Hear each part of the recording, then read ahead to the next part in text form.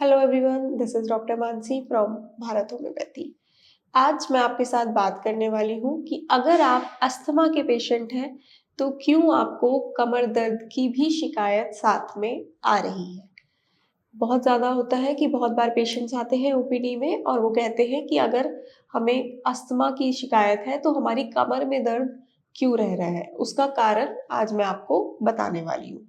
उससे पहले हम जान लेते हैं कि अस्थमा में एक्चुअल में होता क्या है आपके रेस्पिरेटरी ट्रैक्ट में और आपके लंग्स में।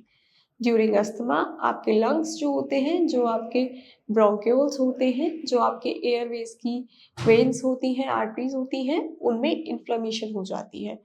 एल्वुलर सैक्स होते हैं, जो भी होते हैं वहाँ पे इन्फ्लेमेशन हो जाती है, उनके अंदर म्यूकस जमा होने लगता है, जिसकी वजह से आपको सांस लेने में दिक्कत होती है, आपको सीने में भारीपन होने लगता है, आपको थोड़ा बहुत ही चलने पे सांस फूलने लग जाती है। ये सारे ही लक्षण आपके अस्थमा में आते हैं। अब आप ये समझिए कि अगर आपको अस्थमा है और आपकी जो नलियाँ हैं वो सूज चुकी हैं, आपके लंग्स में भी सूजन आ रही है और आपको सांस लेने में दिक्कत हो रही है, तो आप कोशिश करेंगे कि आप सांस ले पाए। उसके लिए आप बहुत ज़्यादा स्ट्रेन डालेंगे अपने मसल्स पे। डायफ्राम होता है लंग्स के नीचे, ये एक तरीके का मसल ही होता है जो कि आपकी ब्रीदिंग में बहुत ज़्यादा हेल्प करता है।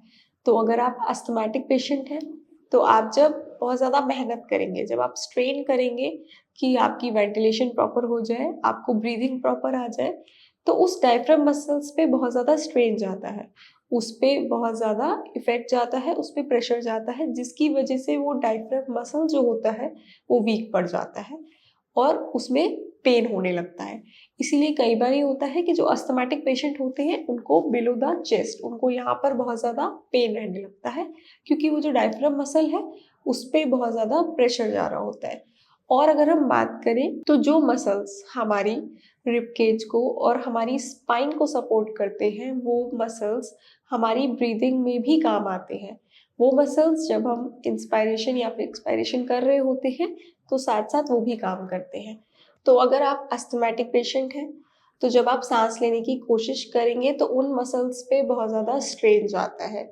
वो जो मसल्स होते हैं वो भी धीरे धीरे वीक होने लगते हैं और यही मसल्स आपकी स्पाइन को भी सपोर्ट कर रहे हैं। तो आपकी स्पाइन में, आपके बैक में, आपके शोल्डर में, आपकी नेक में, इन सभी जगहों पे दर्द रहने लगता है। वहाँ पे स्टिफनेस आ जाती है क्योंकि जो वो मसल्स होते हैं उनमें स्वेलिंग भी आ जाती है, उन पे बहुत ज़्यादा प्रेशर जा रहा होता है जब आप खाँसते हैं। जब आप खाँसते हैं तो आपका जो पूरा पोस्चर होता है वो भी बिगड़ता है। आप जब खाँसते हो तो आपके सारे मसल्स जो हैं वो इफ़ेक्ट होते हैं, क्योंकि अस्थमा में क्या होता है, आपको बहुत ज़्यादा खाँसी आती है। आपको जब अस्थमा के अटैक्स आते हैं तो आपकी खाँसी काफ़ी देर तक नहीं रुकती है और उस खाँसी के दौरान आप बहुत ज़्यादा कोशिश करते हो कि आपको साँस अच्छे से आए। बस वही कोशिशें जो होती हैं इन मसल्स पे इफ़ेक्ट डालती हैं और जब इन मसल्स पे इफ़ेक्ट पड़ता है तो आपकी बैक में पेन रहने लगता है। अस्थमैटिक में कुछ लोगों का पोस्चर ही आगे की तरफ झुक जाता है, क्योंकि जब वो खाँसते हैं तो वो आगे की तरफ थोड़ा-सा झुकते हैं कि उन्हें रिलीफ आए, जिसकी वजह से उनका पोस्चर ही आगे को झुक जाता है, तो उनके कमर में दर्द रहने लगता है।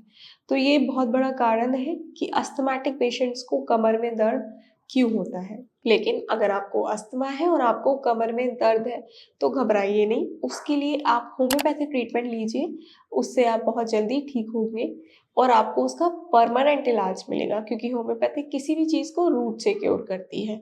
उसके लिए आप भारत होम्योपैथी में भी संपर्क कर सकते हैं। भारत होम्योपैथी में पूरी अस्थमा की एक डॉक्टर्स की टीम है जो आपको बहुत अच्छा ट्रीटमेंट प्रोवाइड करवाएगी।